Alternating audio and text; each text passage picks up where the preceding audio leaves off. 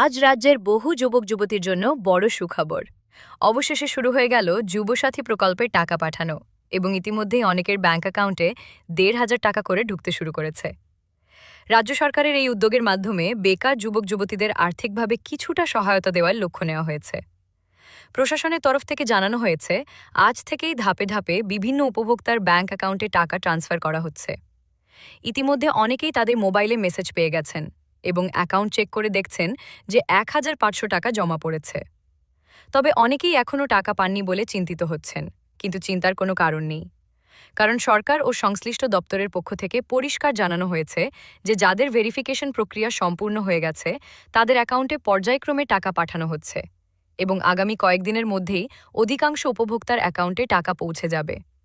অন্যদিকে যাদের ডকুমেন্ট যাচাই বা ভেরিফিকেশন এখনও সম্পূর্ণ হয়নি, তাদের ক্ষেত্রে টাকা পেতে সামান্য দেরি হতে পারে। সেই ভেরিফিকেশন প্রক্রিয়া শেষ হলেই তারাও এই ১,৫০০ টাকার সুবিধা পেয়ে যাবেন। তাই যারা এখনও টাকা পাননি তারা দুশ্চিন্তা না করে একটু অপেক্ষা করুন এবং মাঝে মাঝে নিজের ব্যাংক অ্যাকাউন্ট চেক করে নিন। রাজ্য সরকারের এই উদ্যোগ অনেক বেকার যুবক যুবতীর জন্য বড় সহায়ক হিসেবে কাজ করবে বলে মনে করা হচ্ছে।